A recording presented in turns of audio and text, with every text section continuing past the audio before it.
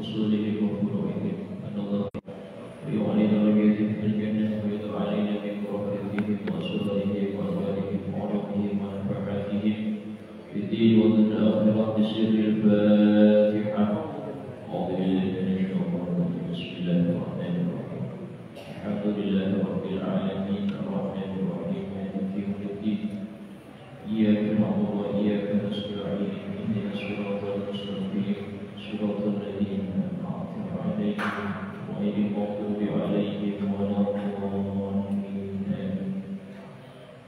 السلام عليكم ورحمة الله وبركاته. وعليكم السلام ورحمة الله وبركاته.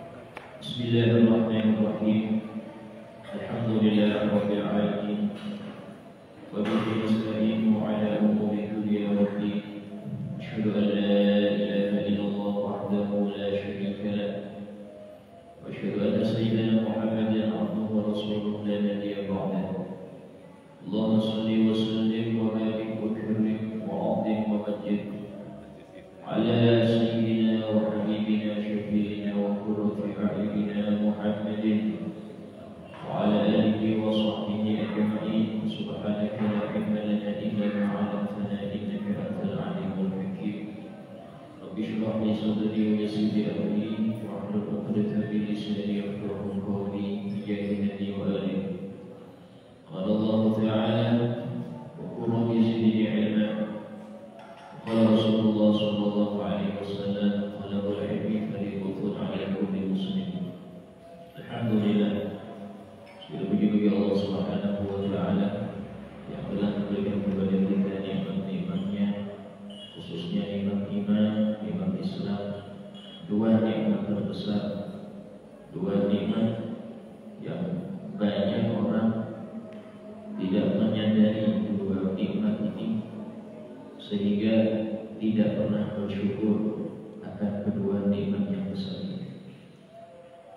Di dalam salah satu ucapan seorang salafus saleh bahwasanya kewajiban untuk kita mensyukuri dua nikmat itu setiap harinya. Itu dengan cara apa? Dengan cara memelihara iman, mempelajarinya, kemudian menerapkannya dalam kehidupan sehari-hari. Keislaman juga demikian, itu dengan mempelajari Islamnya, mendalaminya, serta mempraktikkan apa yang sudah dia ketahui daripada Islam. Kemudian terus-menerus meminta langgengnya dua nikmat itu, sehingga puncak daripada kedua nikmat itu pada seorang hamba ketika dia mendapatkan husnul khatimah ketika wafat. Di antara pesan-pesan para anbiya kepada anak-anaknya dan yang diabadikan dalam Al-Quran adalah pesan Nabi Ya'qub alaihissalam kepada putra-putranya, wala tamutunna illa wa antum muslimun. Janganlah kalian meninggal kecuali dalam keadaan muslim. Artinya dalam keadaan mukmin juga. Artinya amaliyah kita setiap hari itu jangan sampai terputus sampai kita wafat.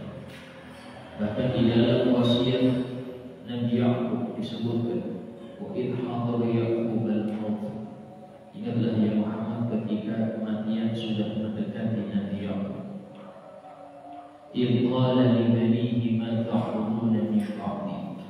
Ketika dia berkata kepada putra-putranya karena mengkhawatirkan sesuatu itu.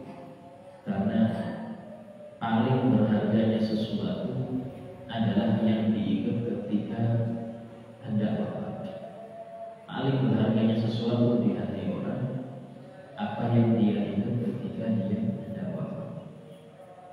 Maka yang dikhawatirkan dan yang paling berharga adalah yang ditanyakan oleh Nabi Ya'qub kepada putra-putranya, ma ta'buduna min ba'di. Apa yang kalian sembah setelah aku wafat? Apa yang beliau khawatirkan bagaimana ibadah kalian? Apakah masih beriman pada Allah?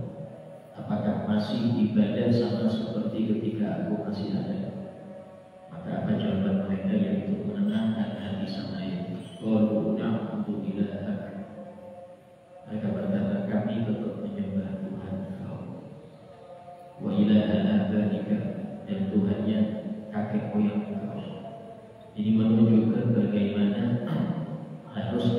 kekhawatiran seorang ayah kepada anak bukan urusan apa yang kamu makan setelah aku wafat, apakah masih makmur, apakah tidak kelaparan. Itu hal yang sudah terjamin, gak usah dikhawatirkan. Yang perlu dikhawatirkan adalah apa yang mereka kerjakan setelah kita wafat. Apakah masih sholat 5 waktu? Apakah masih tertutup auratnya? Apakah masih memperhatikan agamanya? Itu yang perlu kita khawatirkan. Sehingga dalam hal ini memperhatikan keimanan ini suatu yang sangat penting, karena semua gerak-gerik kita, bahkan ibadah kita itu tergantung keimanan. Seseorang itu tidak mungkin bisa istiqomah dalam ibadah kalau imannya tidak kuat. Karena itulah Nabi di dalam kitab disebutkan al-iman yazidu yanqus. Iman itu bisa bertambah, bisa berkurang. Bertambah dengan ketaatan, berkurang dengan kemaksiatan. Dan iman ini ketika tidak terdapat pada orang-orang munafik, cuma mereka sholat, mereka ini itu gak ada. Jadi disebutkan bahwasanya orang-orang munafik di sekeliling Nabi, mereka sholat. Cuma kalau sudah datang perintah jihad, maka mereka pura-pura sakit, pura-pura ini. Karena mereka menganggap nyawa mereka lebih berharga hanya demi agama yang mereka gak percaya itu. Kalau cuma untuk sholat yang dianggap muslim beranian, kalau cuma untuk puasa yang dianggap muslim beranian. Tapi kalau sudah untuk berkorban nyawa, maaf, mereka gak berani. Karena apa yang mereka yakini gak seperti itu. Dari sinilah di tesnya keimanan di sini. Seseorang ketika dia berani untuk berkorban nyawanya, hartanya, berarti ada iman. Karena dia mengerti ada balasan setelah ini. Karena itulah Allah Ta'ala mensifati orang-orang munafik dengan firman-Nya. Dalam Al-Quran Allah Ta'ala berfirman, wa idza qamu ila sholati qamu kusala. Kalau mereka berdiri untuk menuju sholat, mereka berdiri malas-malasan, terpaksa. Kalau nggak hadir ini dianggap kafir, akhirnya sholat. Yuraunan nas, yang kedua mereka pasti pamer. Jadi orang munafik suka pamer. Kenapa? Agar dinilai orang lain sebagai orang muslim. Dia nggak percaya Allah, nggak cukup dia Allah melihat itu nggak percaya. Sehingga dia itu pengennya orang tahu dia saya muslim ya. Yang ketiga, wala yadhkurunallaha illa qalila. Mereka tidak berzikir kecuali sedikit. Ya kalau ada orang nggak berzikir, tidak ada orang berzikir. Wala yadhkurunallaha, ini tiga sifat yang Allah sebutkan dalam Al-Quran akan orang-orang munafik. Masih kita di dalam kajian keimanan, itu iman kepada Allah Subhanahu wa Ta'ala, yaitu membahas masalah sifat-sifat wajib bagi Allah. Itu as-sama' wal basar wal kalam. Sama', basar, kalam. Itu sama' mendengar.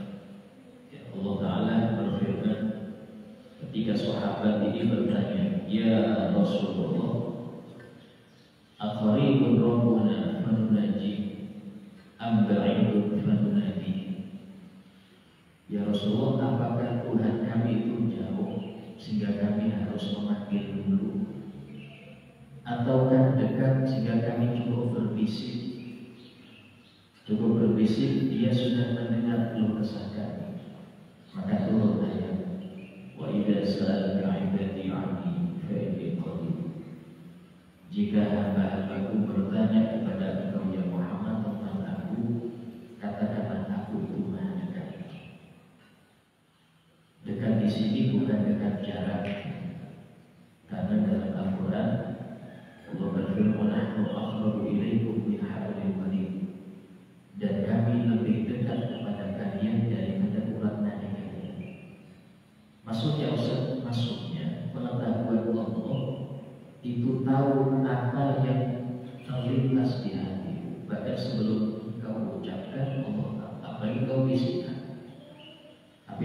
bersama itu Allah tahu, Allah mendengar. Ujibu da'wata da'i idza da'a. Aku akan menjawab, mengijabahi doanya orang yang berdoa ketika dia berdoa kepadaku. Ya, di sini kaitan erat antara maha mendengarnya Allah dengan bagaimana hakikat doa. Karena itulah pagi ini saya menjelaskan tentang hakikat doa itu apa sih. Doa itu disebutkan oleh Nabi Muhammad SAW, ad-doa ukhul ibadah. Doa itu otaknya ibadah. Ibarat kata orang kalau ada otaknya maka gila. Dan dibilang manusia sempurna. Ibadah tanpa ada berdoa maka ibadah dia kurang sempurna. Karena doa itu adalah ungkapan dari butuhnya seorang hamba kepada Allah. Dan itu hakikat. Bahkan di dalam Al-Quran sendiri Allah Ta'ala berfirman, Ya ayyuhan nasu antumul fuqara'u ilallah. Wahai seluruh manusia, kalian semua itu butuh kepada Allah. Innallaha ghaniyyun hamid. Wallahu ghaniyyun hamid. Dan Allah maha kaya, artinya gak butuh kaya. Allah gak butuh anak. Hamid lagi maha terpuji. Sehingga dalam ayat ini Allah menjelaskan bahwasanya kita mau gak mau, bahkan orang kafir itu hakikatnya butuh pada Allah. Mereka butuh pada Allah, walaupun orang kafir. Cuman salah jalan. Disebutkan orang-orang musyrikin di zaman Nabi SAW. Mereka percaya sama Allah. Cuma mereka menjadikan perantara antara mereka dengan Allah dengan sesembahan yang lain. Disebutkan mereka mengatakan ketika ditanya mengapa kalian menyembah berhala, apa jawab mereka?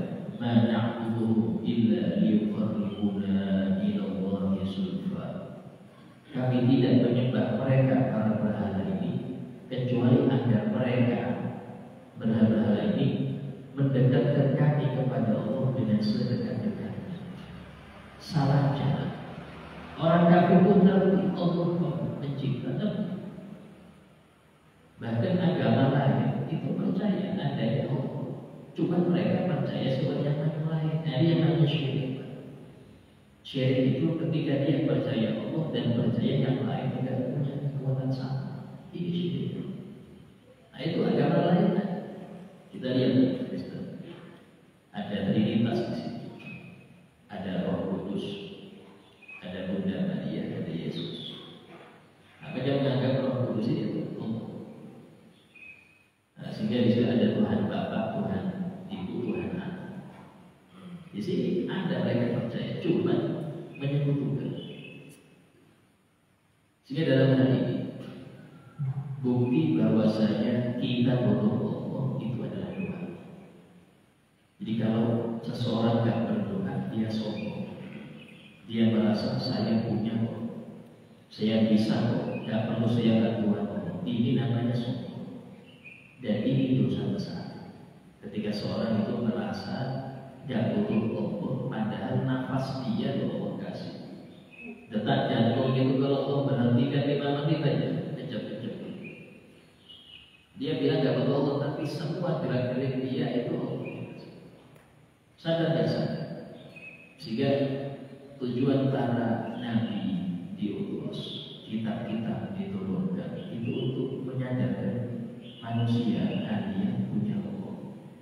Kalian tidak bisa lepas daripada bantuan Allah, tidak bisa.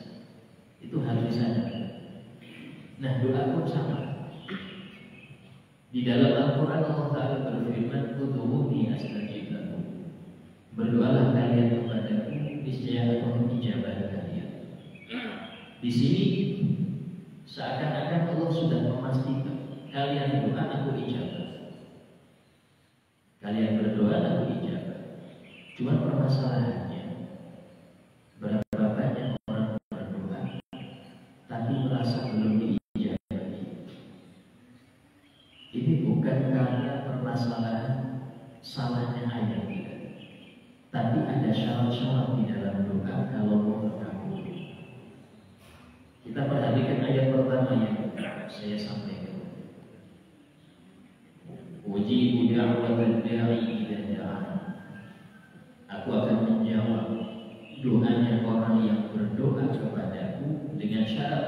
jika dia berdoa kepadamu.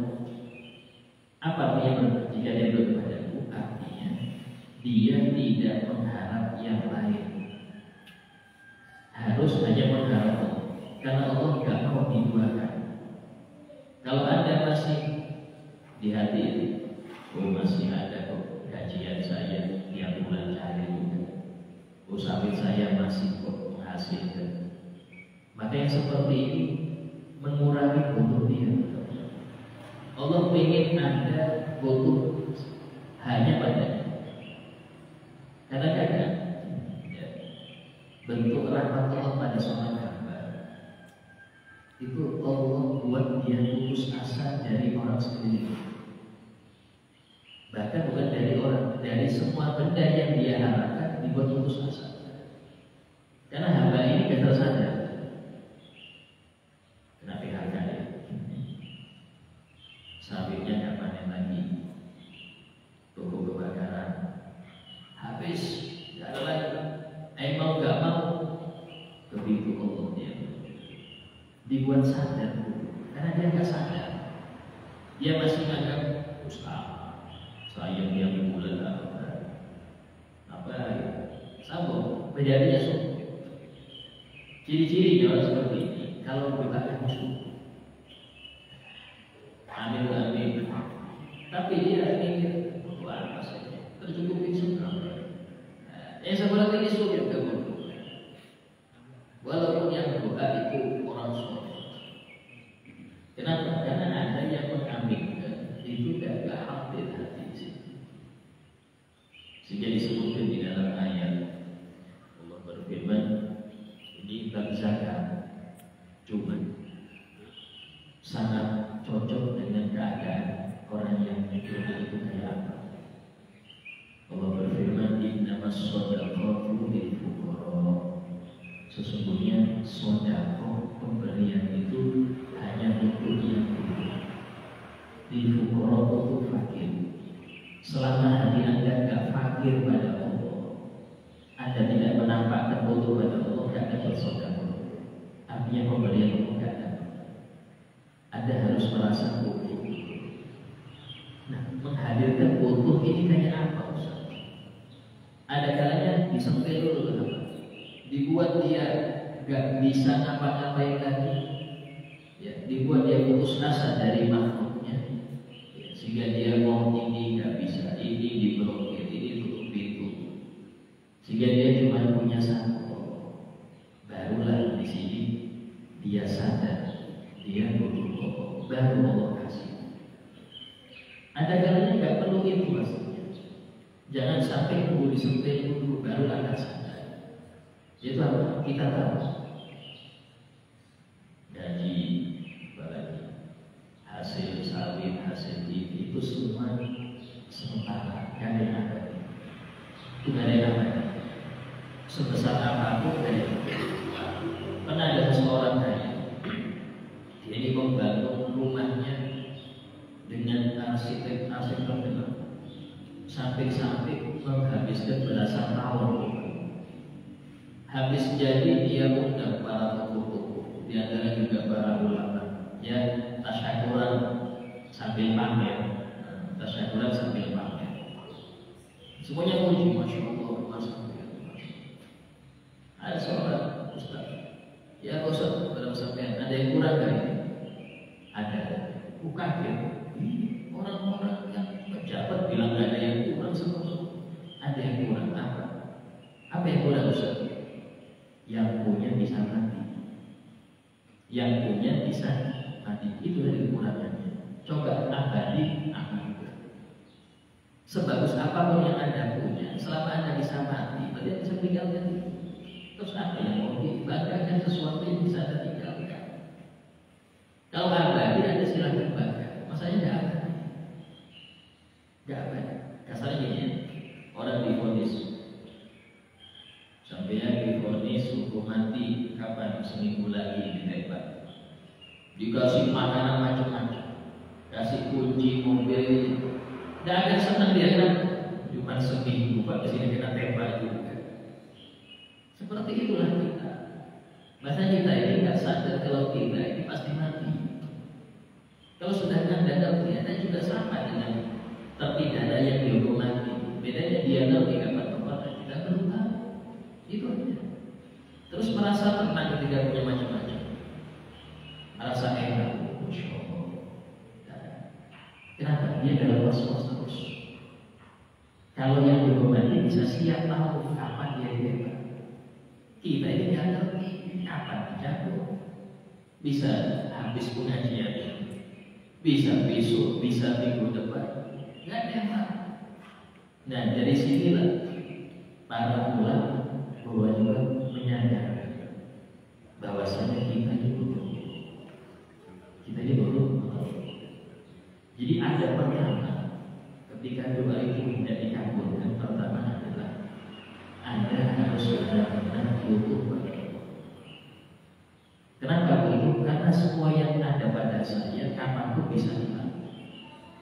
Sehingga ada ucapan, jadikanlah pegangan itu dengan Anda, sandaran Anda itu sesuatu yang kekal.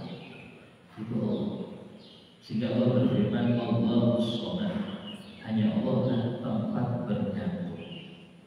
Selain itu maka Anda akan kecewa. Kenapa?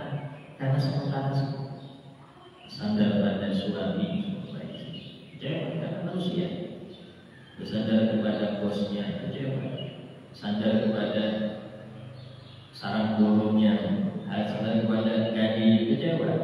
Kenapa? Karena itu semua sesuatu yang fana, pasti hilang, pasti hilang. Kalau bersandar kepada yang maha kekal maka abadi. Yang kedua, falyastajibu li. Falyastajibu artinya hendaknya dia mengijabahi panggilan. Kalau dia ingin diijabahi dulu apa yang aku minta untuk dia, dari dia. Allah minta apa? Allah minta engkau ibadah padanya. Allah minta engkau tidak menyebutkan. Allah minta engkau meninggalkan larangannya. Itu dulu. Falyastajibu. Kalau engkau sudah mengijabahi apa yang Allah harapkan untuk engkau, maka Allah akan ijabahi apa yang engkau butuh. Ini kita, gimana ibadah masih bolong, pelanggaran masih tetap dikerjakan, terus kita ijabah. Tidak bisa, harus kita dulu. Makanya seseorang ketika berdoa, itu dia harus lihat dulu apa saya yang kurang dalam ibadah, yang kurang saya itu diperbaiki.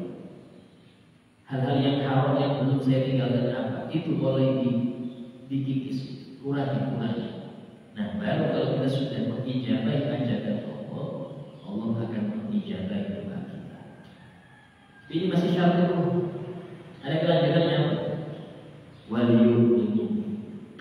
Hendaknya dia beriman kepada. Apa artinya? Dia harus yakin aku yang akan mengijabahi. Artinya jangan tergesa-gesa. Kebanyakan orang itu tidak diijabah gara-gara dia ingin cepat. Saya sudah doa 2 minggu, 3 minggu, tidak istijabah, tidak diijabahi. Akhirnya tidak doa lagi. Ini namanya tidak beriman. Arti kedua di sini dia kurang yakin Allah Maha Pengampun. Dia kurang yakin. Kita pernah saya sampaikan bagaimana Nabi Musa alaihissalam berdoa untuk kehancuran Fir'aun yang diamini oleh Nabi Harun. Bahkan Allah sudah menjawab qad ujibat da'watukuma, sudah diijabah doa kalian berdua. Itu antara doanya Nabi Musa dengan tenggelamnya Fir'aun di Laut Merah 40 tahun. 40 tahun. Banyak para aulia, wali-wali besar. Kita perhatikan terus. Beliau itu doa ingin punya anak lagi, tapi lihat berumur berapa beliau punya. Jarang. Sehingga kita harus sadar Allah pasti kasih, tapi di waktu yang Allah kehendaki, bukan di waktu yang Anda kehendaki. Karena pendidikan Allah untuk orang-orang soleh itu tidak langsung. Pernah dalam suatu hadis, dalam hadis qudsi, ada malaikat bertanya pada Allah, ya Rabb, tuh hamba pulang tiap malam merintih dia. Kata Allah, iya, jangan dikasih dulu, karena aku sangat suka rintihannya. Aku senang. Kalau tak kasih nggak merintih lagi. Kalau aku kasih nggak melek lagi. Aku senang dia aduan dia dengan bagus. Artinya bisa jadi orang gak dikabulkan itu karena Allah senang dia itu berdoa terus. Dan jelas Allah simpan itu pahala. Dan dalam hadis yang lain ada seseorang itu baru minta kasih dia. Aku kurang senang dia hanya kurang senang, kasih biar kelar, biar gak minta lagi.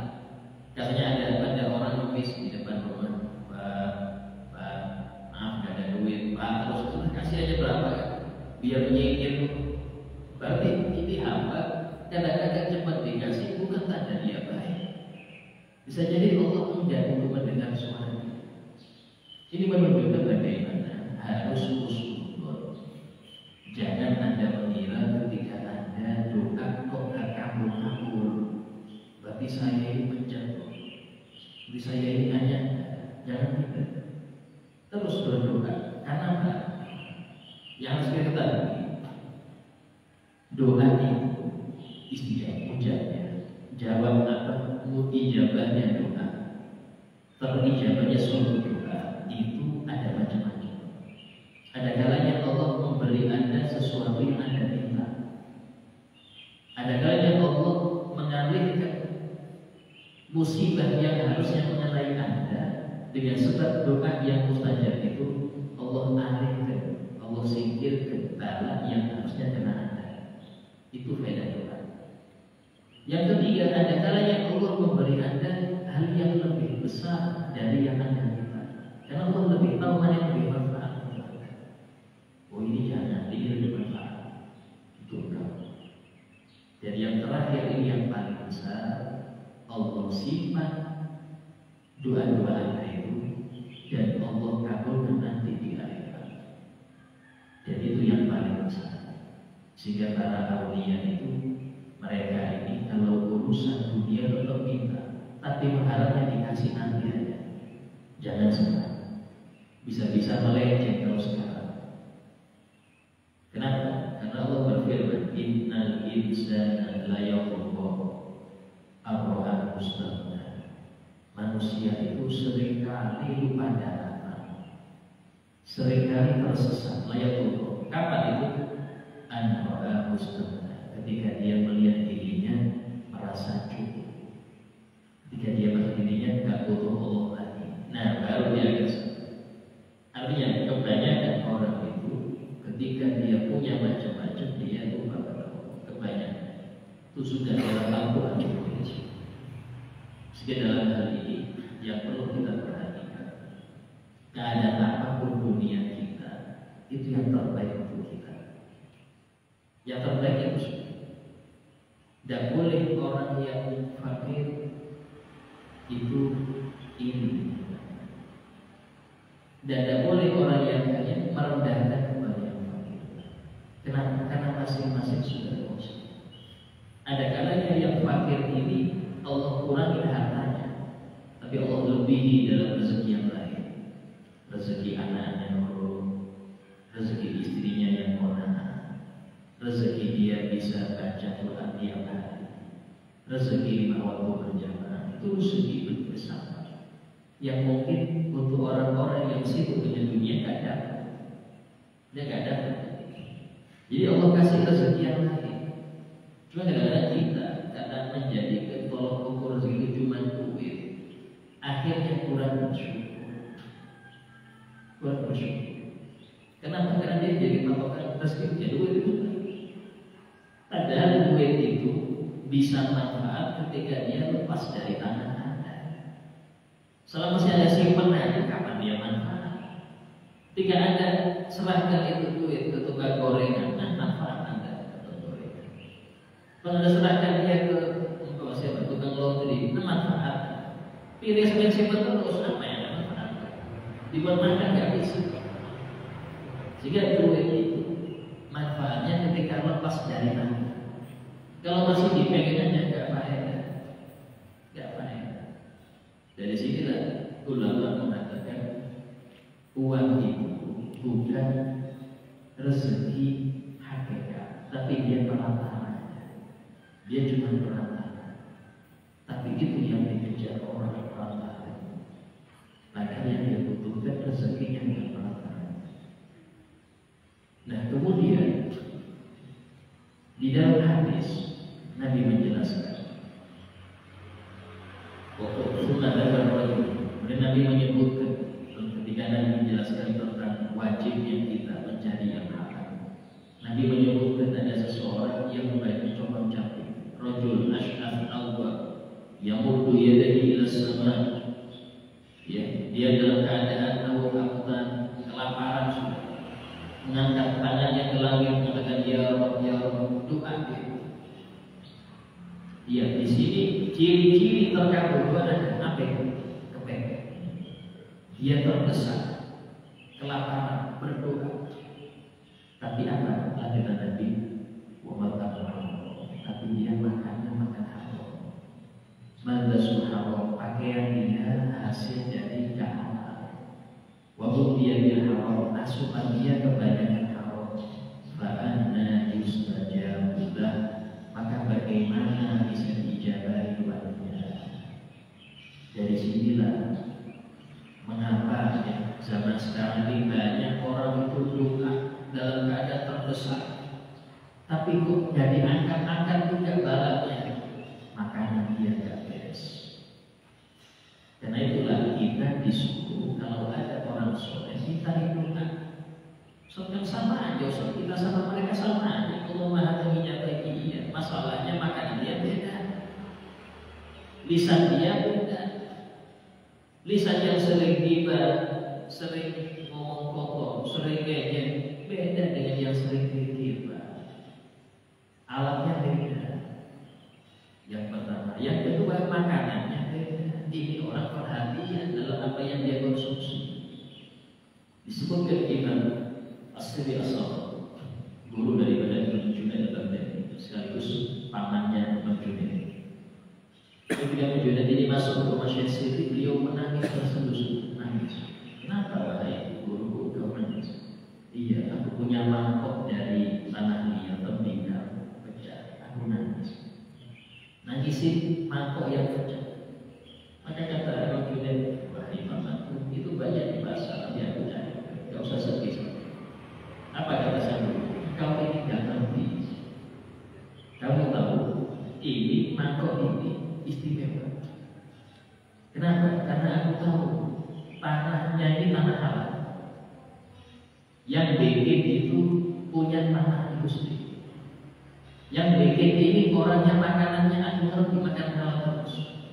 Karena itulah satu mangkok ini tak buat minum, tak buat makan, tak buat ngambil air untuk wudhu. Satu mangkok. Dengan itulah aku bisa terangkan. Sekarang pecah ribunya itu penggantinya. Itu perhatian di situ, Masya Allah. Kita mana ada perhatian di situ?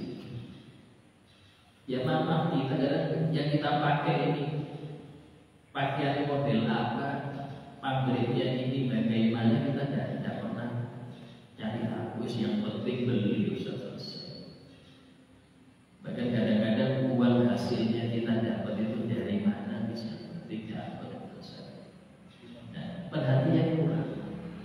Sehingga dalam hal ini ya, sampai-sampai pernah Imam Abu Hanifah, beliau itu punya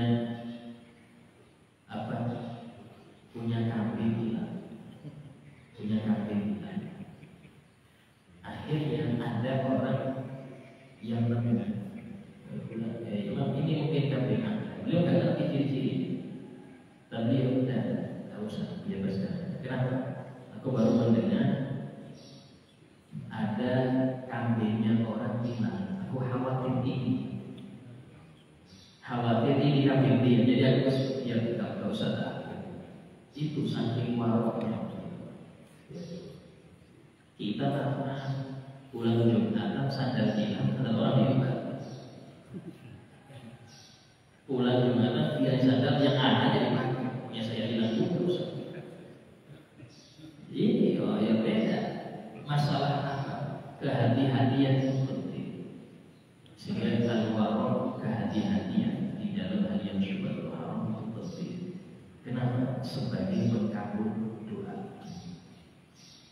disebutkan oleh salah seorang tabi'in. Seumpama kalian sholat, sering sholat sampai kayak tiang saking lama, dan sering puasa sunnah sampai kurus kering, Allah tidak akan menerima amal kalian kecuali kalau kalian punya sifat waro, kehati-hatian di dalam apa yang masuk. Baru menerima. Kalau tidak berjumpa banyak ibadah. Imam Ibrahim bin Adham itu mendapat derajat tinggi sampai dicari oleh orang untuk doanya, bukan karena banyak ibadah. Apa? Perhatian ke halal sangat kuat. Perhatian ke halal sangat kuat. Sampai beliau keluar dari kampungnya untuk nyari halal. Dan raja, sebelumnya raja, seorang raja. Cuma dilepas semua kerajaan itu, dia keluar dari negaranya, gak dikenal orang. Untuk apa? Mencari halal. Jadi hal yang zaman ini mungkin hal yang langka, sampai ada ucapan yang kurang bagus. Yang halalnya sulit, apalagi yang haramnya sulit, apalagi yang halal. Maksud dia itu bisa apa-apa, dia halal. Seakan-akan dia ngasih alasan untuk dirinya biar dia tidak disalahkan. Allah tidak mungkin mewajibkan kita sesuatu yang sulit. La yukallifullahu nafsan illa wus'aha. Tidak mungkin Allah memasakkan seorang jiwa kecuali Allah tahu dia mampu. Jika Allah mewajibkan kita nyari halal, Allah tahu Anda mampu nyari halal. Cuma malas saja, cuma ragu saja, itu yang bikin Anda keberhal. Seakan-akan seperti itu. Sehingga dalam hal ini syarat doa terkabul. Pertama, harus dengan yakin untuk dijabah. Yang kedua, dia harus mengijabahi semua perintah Allah. Larangan Allah dia jauhi. Yang ketiga, dia harus merasa butuh pada Allah, nanamkan butuh di hati pada Allah yang penting. Yang keempat, makanan harus halal, pakaian harus halal. Baru kemudian yang kelima, hadir hati. Waktu doa jangan melamun. Pernah suatu kali ada seseorang datang kepada Nabi Musa. Ya Musa, ajari aku Ismullah al-A'zam, nama Allah yang paling aku ajari. Diajari sama Nabi Musa. Sebulan, 2 bulan, setahun, 2 tahun, ini orang datang lagi sama keadaannya kayak baru datang. Ya Musa, aku berdoa dengan nama yang kau ajarkan itu tetap aja gini. Maka kemudian besoknya, malamnya itu Nabi Musa bertanya, ya Rob, hamba bulan minta pada engkau. Coba dia minta pada tak kasih. Masalahnya engkau yang maha mengerti, engkau yang maha punya, engkau punya apa? Apa jawaban Allah? Ya Musa, kalau dia berdoa hatinya hadir aja, aku ijabahi. Masalahnya dia berdoa pikirannya kafirnya. Dia doa pikirannya mikir kafir, pikir ini. Imam berdoa di sini. Anda amin tapi kelakon kemana? Tidak usahnya. Walaupun tiap hari ada amin, cuma kelakon. Harus fokus. Ya apa caranya Ustaz? Pahami maknanya. Karena itulah Nabi bersabda, ta'allamul arabiyyah, belajarlah kalian bahasa. Wa 'allimuhan nas, kalau sudah ngerti, ajari bahasa itu kepada orang-orang. Di sini perintah, walaupun bukan wajib ya, tapi ini hal yang sangat-sangat besar. Kenapa? Quran bahasa Arab, hadis bahasa Arab, kitab-kitab itu bahasa Arab. Anda berdoa bahasa Arab, bacaan dalam sholat bahasa Arab. Anda kalau mau khusyuk minimal Anda paham apa yang Anda baca. Dari kita banyak yang Fatihah aja belum ngerti maknanya. Dari kita banyak yang tahiyat akhir gak ngerti apa isinya. Kenapa bisa khusyuk? Khusyuk itu langkahnya banyak. Pertama kali paham apa yang dibaca. Anda membaca Kabirun, Besirun, ini gak ngerti maknanya berapa puluh tahun kayak gitu. Kapan bisa meninggal?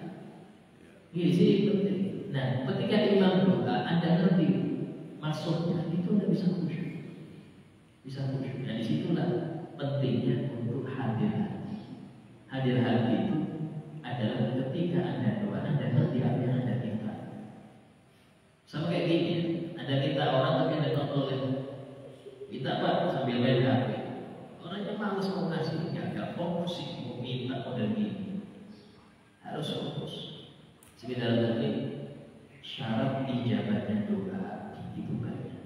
Ya, tadi poin-poin penting yang saya sampaikan tadi itu yang penting-pentingnya. Ya, sehingga dalam hal ini Allah Maha mendengar. Tapi untuk ijabah ada syarat. Untuk terkabulnya doa ada syarat. Dan jangan suka pada Allah. Allah enggak mau ijabah Allah mungkin enggak benar saya. Karena ada ucapan yang salah. Allah enggak mendengar doa saya itu salah. Allah Maha mendengar, wajib bagi Allah mendengar. Yang salah itu kita.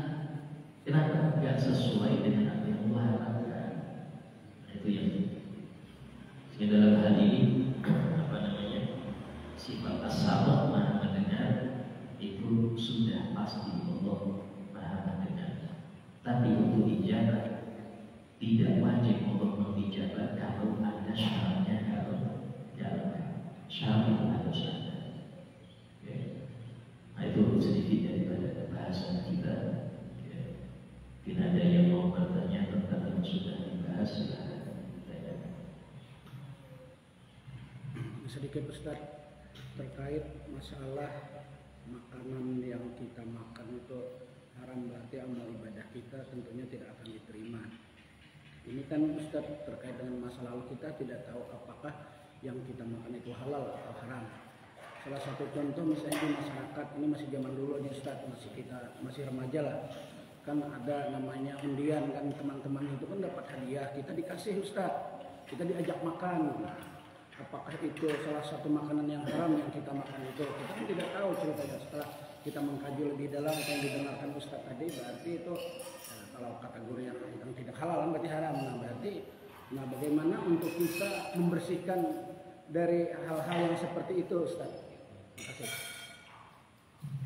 Nah, bagaimana cara kita bertaubat dari makan-makan yang haram?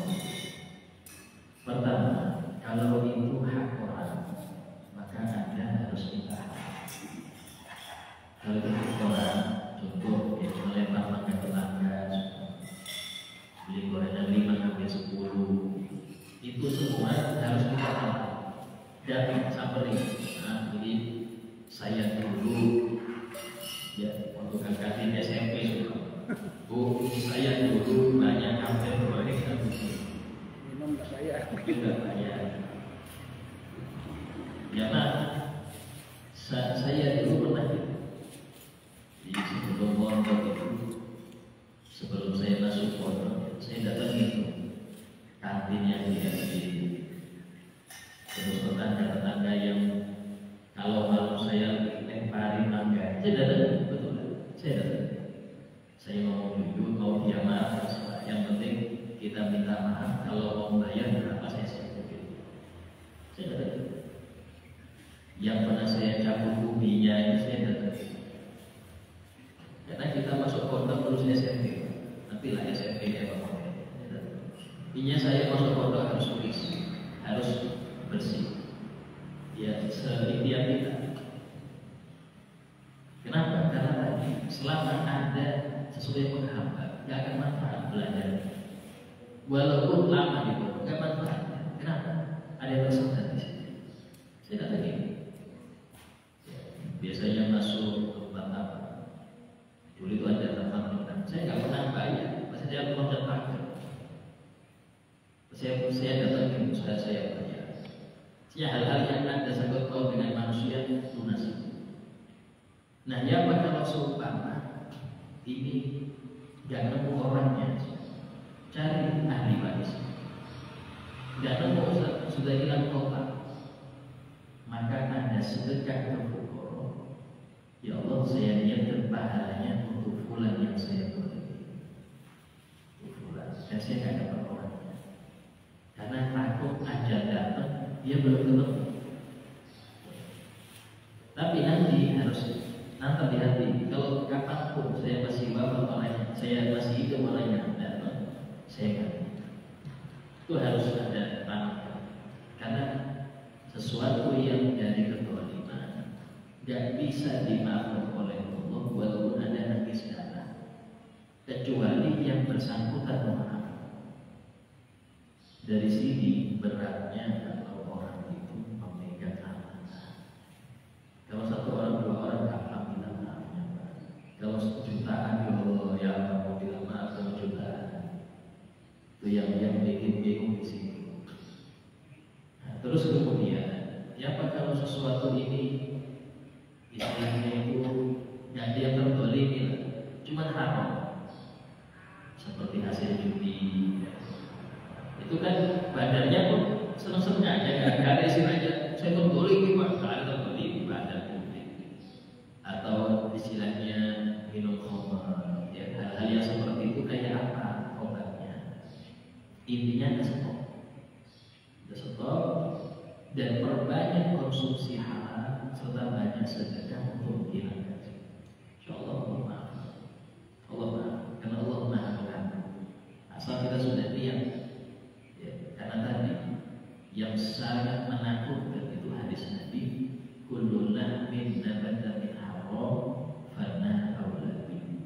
Setiap daging yang tumbuh dari hasil haram, neraka lebih pantas untuk daging ini. Artinya harus mampir, harus mampir. Itu repotnya sih. Sehingga bersih-bersih badan, ya. Sehingga itu akan diijabah. Banyak orang-orang besar yang dulunya itu punya masa kelam. Mengfudel bin Iyad, ulama besar, wali besar di masa dulunya siapa? Bos perampok. Imam Malik bin Dinar, ulama besar, dulunya pemabuk. Hal orang-orang besar, tapi punya masa kelam. Ini menunjukkan Allah Maha membolak-balik hati. Allah Maha membolak hati. Istilahnya banyak orang-orang yang dulu punya masa kelam jadi orang baik, bahkan pimpinan orang baik di masa. Sehingga jangan putus asa. Saya punya motor sadar. Kotor selama mau bersih-bersih pasti bersih. Yang repot ini sudah kotor, nggak mau bersih-bersih. Tapi Pak pengajian malu so banyak dosa. Lu justru banyak dosa hadir sampai. Kalau nggak hadir kapan bersihnya? Kadang ada itu alasan setan agar orang tambah jauh dari malu saya ini berdosa, nggak cocok kumpul sama orang-orang bersih. Lu justru Anda harus bersih-bersih. Ini tempat pencucian mobil ini harus datang sampai biar digosok. Kalau dia ada enggak, kapan dia sadar? Jadi penting. Nah, tanya lain. Kalau orang kafir itu percaya sama Allah, dia juga percaya sama Lata Uzza. Artinya mereka mempunyai perantara. Kalau sekarang kita zaman kita yang kebanyakan di antara kita sekarang lah, kita percaya juga sama Allah, tetapi kita berusaha memakai syarat ini kan supaya nanti ini penarikannya kalau tidak ada ini, jadi dagangannya agak lambat atau kita punya jimat apakah supaya selamat. Padahal kita percaya sama Allah, cuman kita karena ada ini, apakah ini termasuk kategori syirik juga benar? Kita percaya sama benda yang lain selain Allah gitu nah. Kita yakin aja Allah yang akan memberi ini, Allah yang memberi keselamatan ini Allah. Cuman kita membawa ini nah supaya mau berdagang, bawa ini jimatnya ini bawa, atau kita mau jalan bawa ini, mudah-mudahan selamat karena bawa ini. Apakah ini termasuk kategori syirik? Ya terima kasih. Iya. Di dalam hal ini apa syiriknya orang-orang musyrikin itu sampai ke batas nyembah. Mereka tidak cukup hanya nyembah Allah, tapi nyembah kepada selain Allah.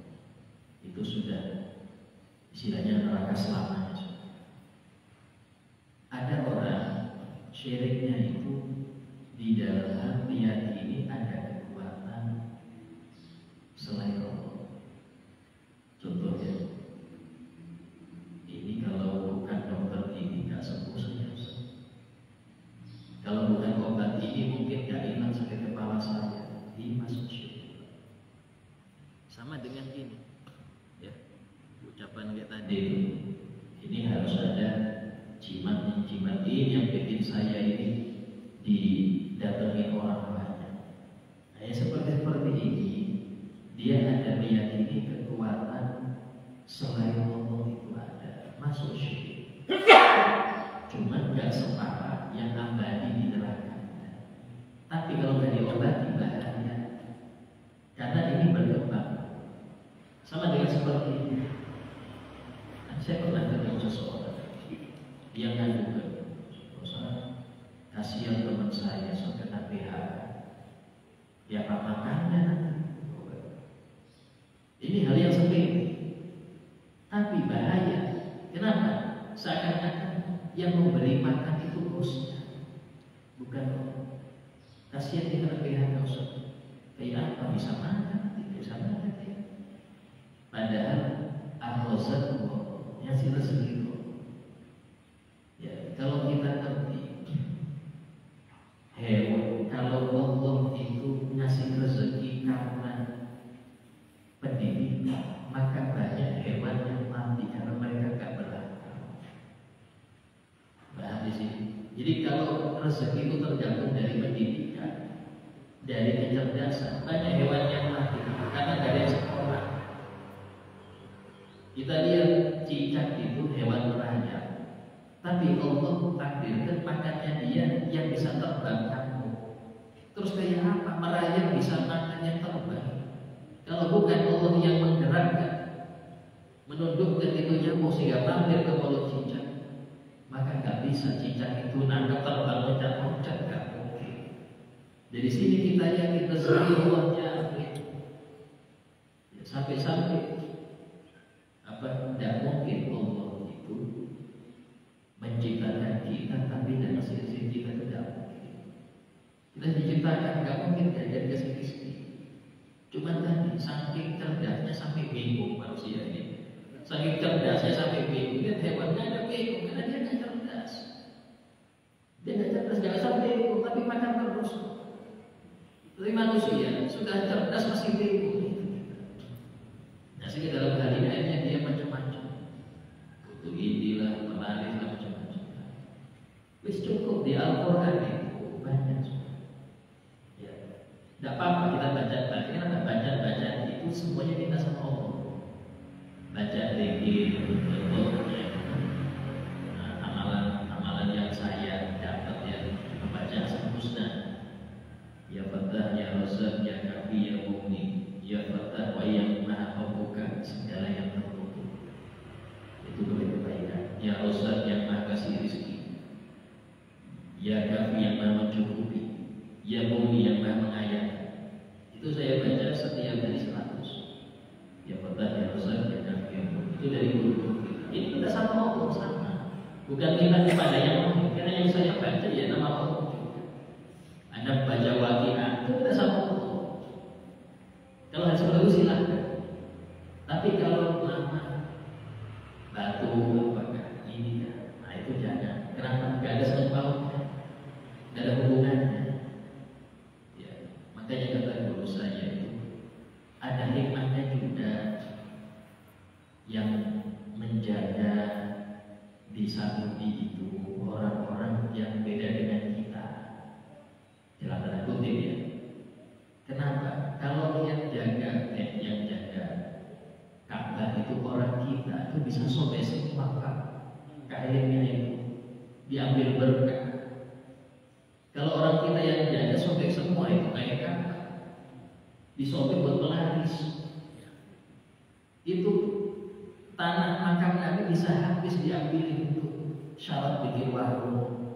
Tapi karena orang selain kita aman terjaga itu. Terjaga. Kalau aman, nggak ada yang ngambil. Coba orang kita selesai Pak habis anak Nabi ya. Ya itu faedahnya tegur saya, faedahnya di situ. Mengapa yang jaga saat itu orangnya anti-anti ini kenapa biar keras? Kalau ini bisa habis kiswah Ka'bah diambil oleh orang kita. Nah, itu faedahnya. Artinya itu memang ada syaratnya, nyampe berkah. Tapi berkah itu harus sesuai. Kayak contoh, Nabi itu kalau wudu, orang sangat rebutan air jatuhnya wudunya. Jadi orang yang mengatakan gak ada berkah sama sekali salah. Yang mengatakan semuanya ada berkahnya, ya, sampai kotoran sapi bilang berkah, ini salah juga. Berkah sesuatu yang kaitannya dengan syariat, ambil dengan syariat, ambil. Ya, karena memang Allah menjadikan Quran barokah. Wa anzalna apa itu? Adalah Al-Quran ayatnya. Kita anzalna ilaika mubarakun. Inilah suatu kitab yang aku turunkan kepada Muhammad yang penuh berkah. Al-Quran itu penuh berkah. Ya, itu sih kalau halaman dikasih ayat-ayat, agar bacaannya itu keberkahan itu nyampe ke ayat tersebut. Tidak apa-apa, bukan syirik. Sebagai orang terlalu keras di dalam masalah kesyirikan sampai air Tuhan pun dianggap syirik juga, salah. Tidak seperti itu, karena Al-Quran ya. Bahkan air yang turun dari langit, Allah berfirman, wa anzalna ma'an. Apa itu? Wa anzalna minas samaa'i ma'an. Dan kami turunkan dari langit air yang penuh berkah. Kan hujan berkah. Bahkan Nabi SAW itu menyuruh kalau hujan pertama itu hujan-hujan subuh. Kenapa itu berkah? Tapi kadang-kadang kita merembet berkah itu sampai kepada percaya hal-hal yang tidak baik. Itu bukan berkah, salah. Karena tidak ada kaitannya. Ya, nama kalau ada acara bikin kopi, taruh kawan mana ya, sambil telur. Nah, ya seperti ini kan. Untuk apa? Untuk yang jaga. Jaga siapa? Oh, yang jaga di depan taruh situ. Nah, seperti itu, seperti itu. Hendaknya pelan-pelan dihilangkan. Keberkahan itu ada, tapi yang kaitannya ada dengan syariat. Ya, semuanya kaitan dengan syariat semua. Ya. Nah, seperti itu masalah. Alhamdulillah, insyaallah apa yang kita dapat berbagi keberkahan untuk kita, jadikan iman kita bertambah setiap harinya, sehingga kita mendapatkan yakin, karena yakin adalah iman yang sesungguhnya. Ala hadiniya kuliah sholihah al-Fatihah.